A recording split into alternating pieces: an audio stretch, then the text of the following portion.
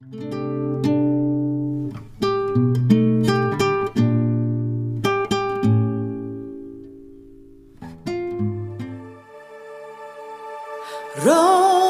yang hidup penuhiku, mengalir dalamku.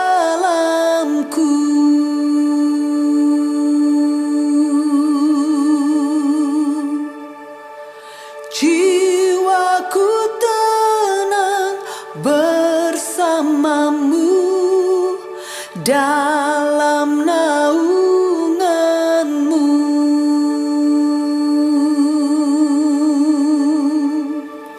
Ku buka hati untuk jamahanmu, berserah penuh di hadiratmu. Kau ambil alih seluruh hidupku di altarmu, menyembahmu.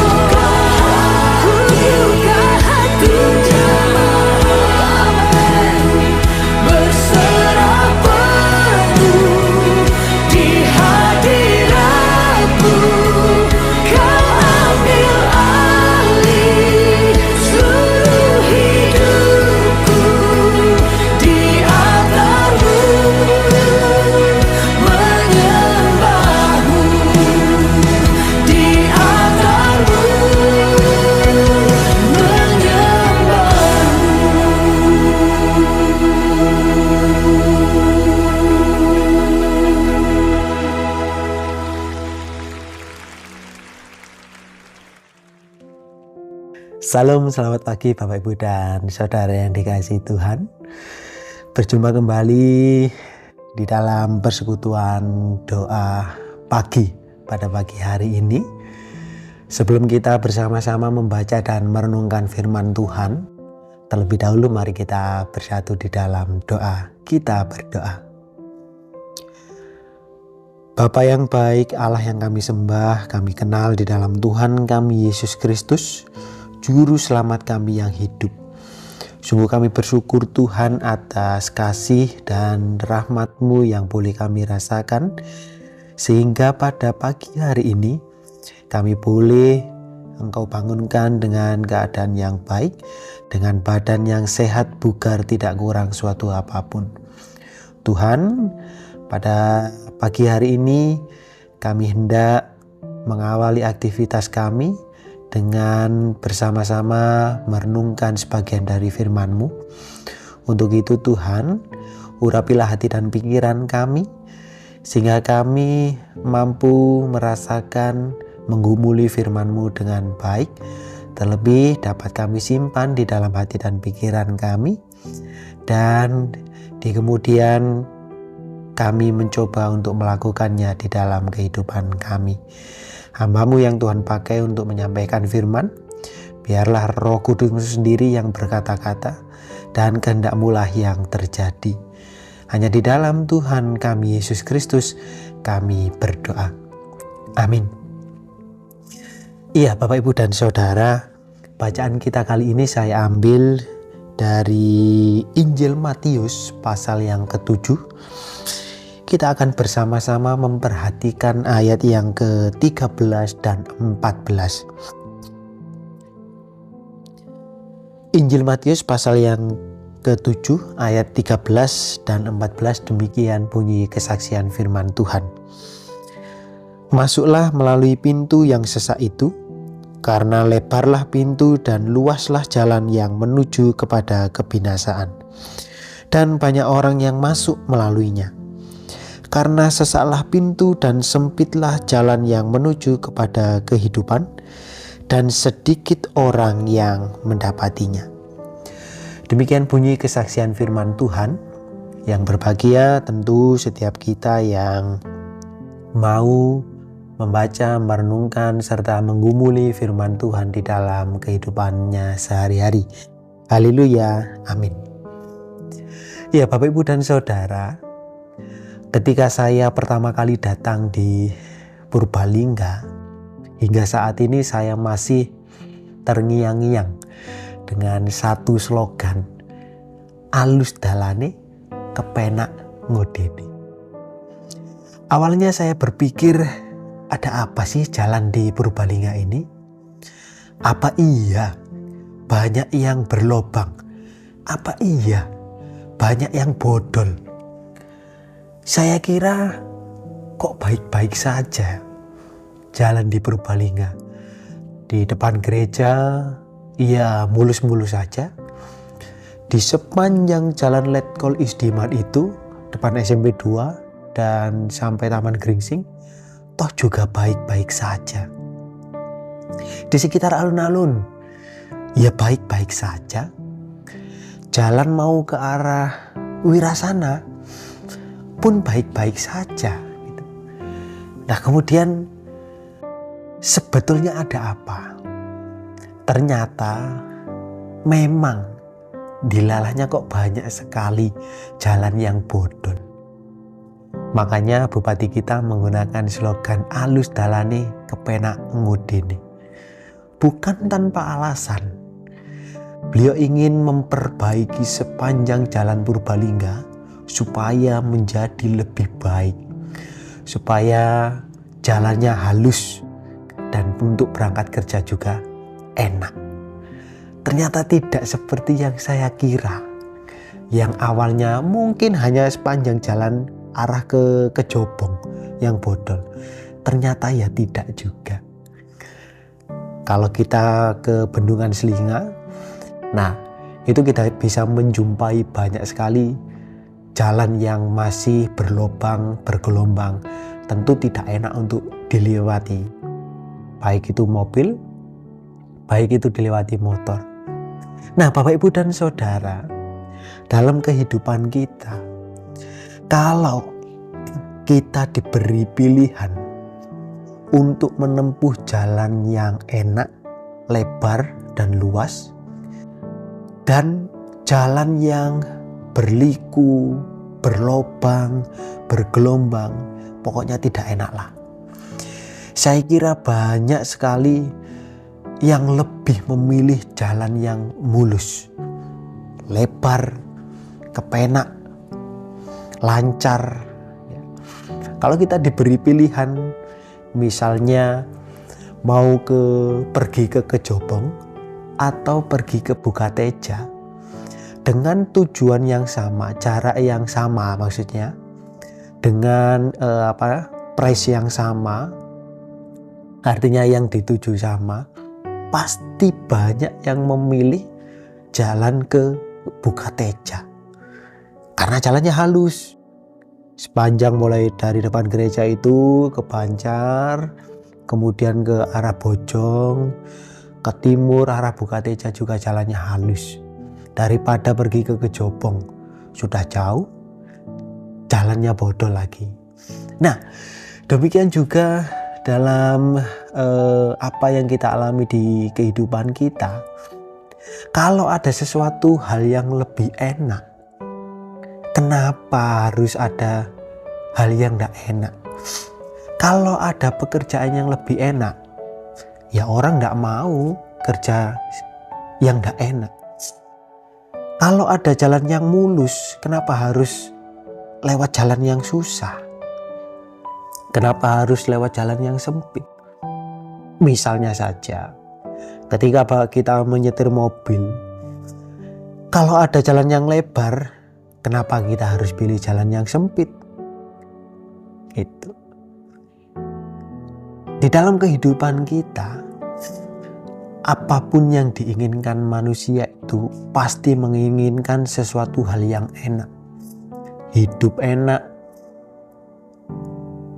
bekerja juga enak, aktivitas enak, gitu kan? Makan enak, minum enak. Bahkan kalau manusia bisa memilih, mungkin memilih kematian yang enak. Dilalah mati gitu aja, dilalah dipanggil Tuhan, tidak perlu sakit-sakitan, apalagi bertahun-tahun. Untuk menunggu mati saja, kenapa harus sakit bertahun-tahun?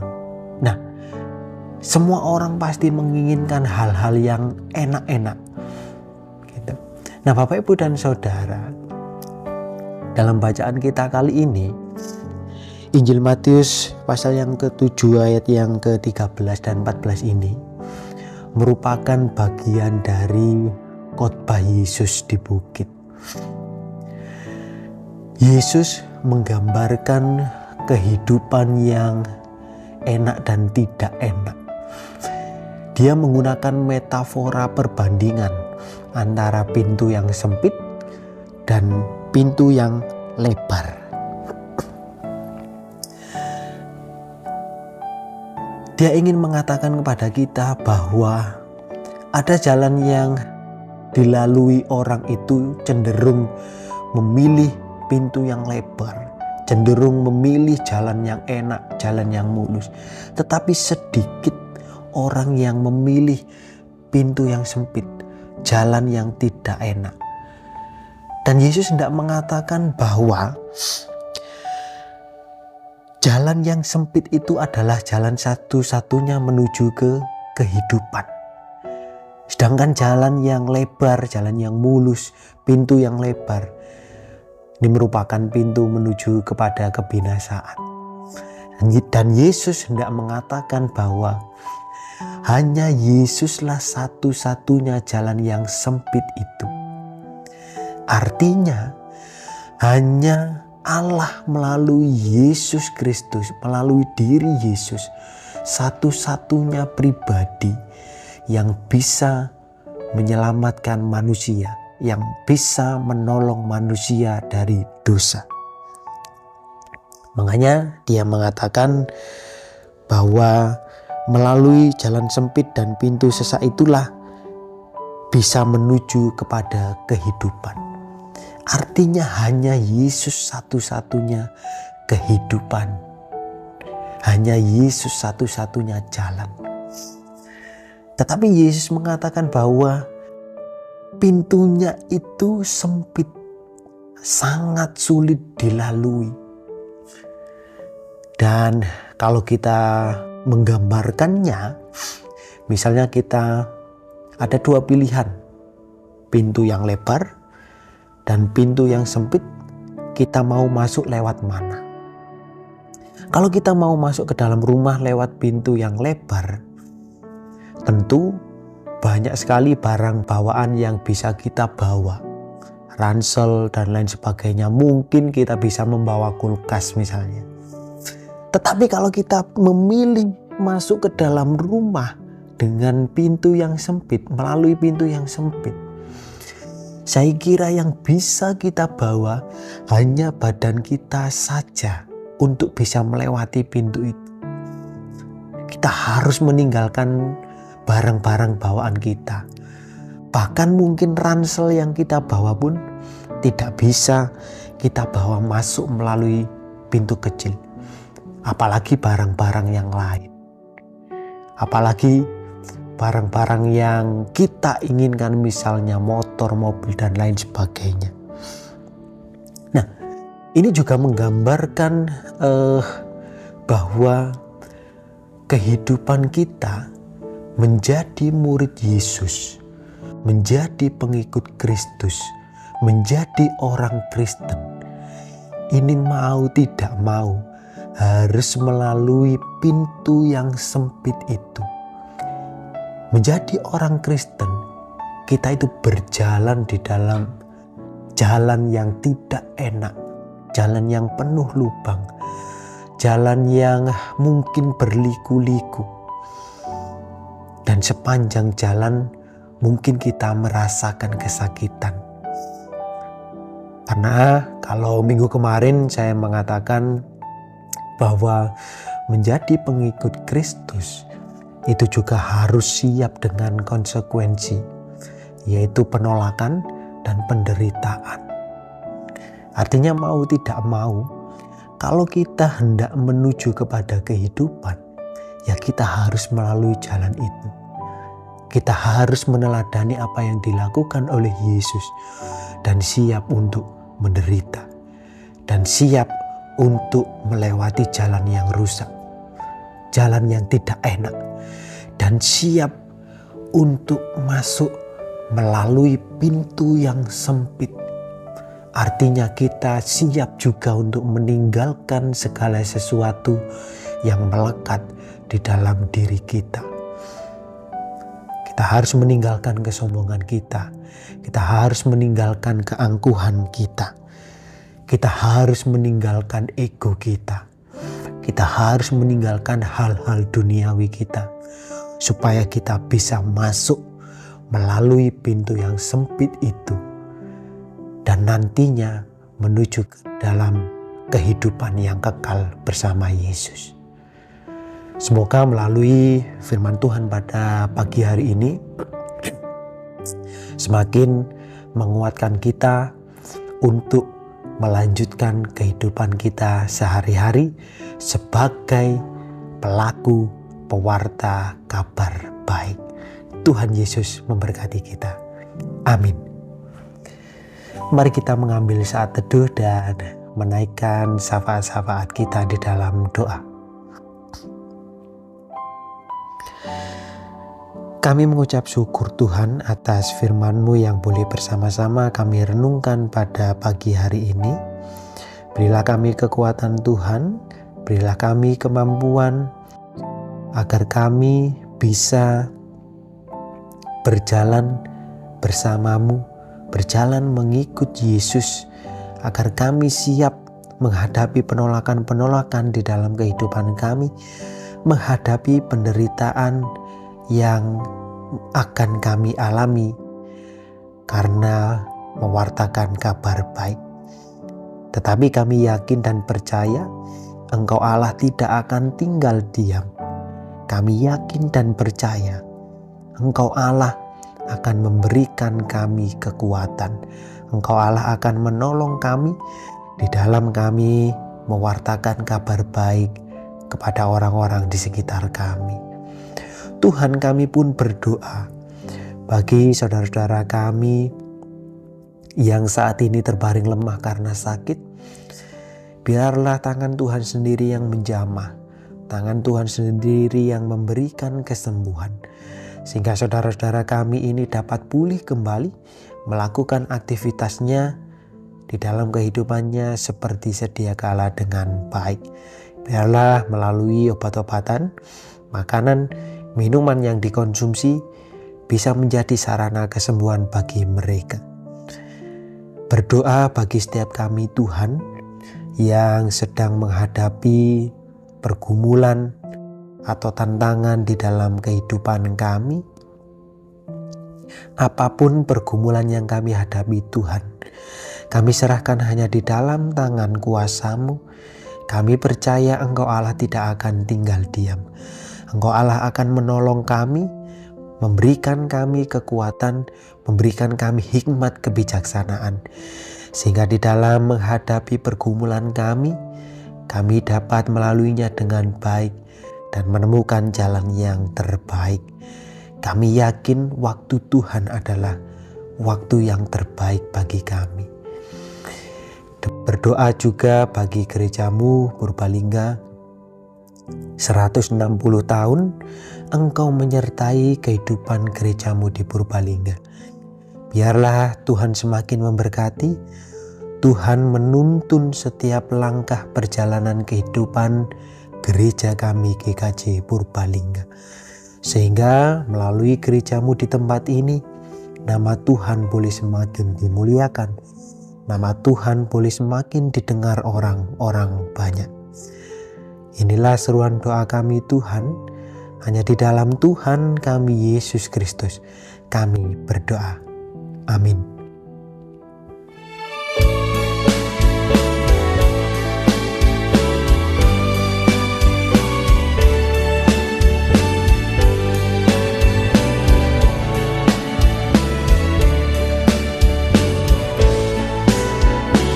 Jalan yang lebar menuju siksaan, banyak orang yang kesana, banyak orang yang berjalan, banyak yang melewatinya menuju kematian.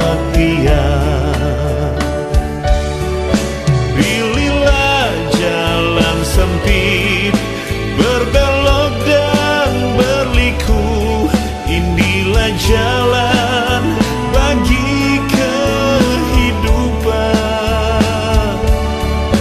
Pilihlah jalan sempit yang terjal dan berbukit, itulah jalan keselamatan.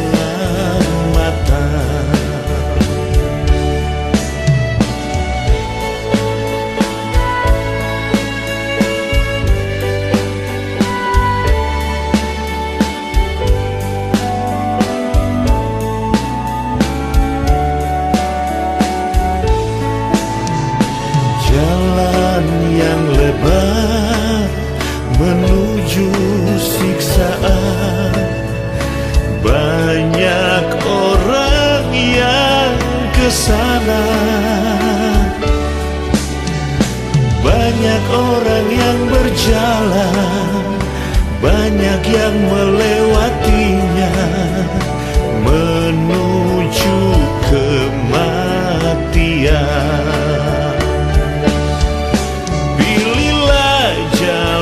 Sempit, berbelok dan berliku, inilah jalan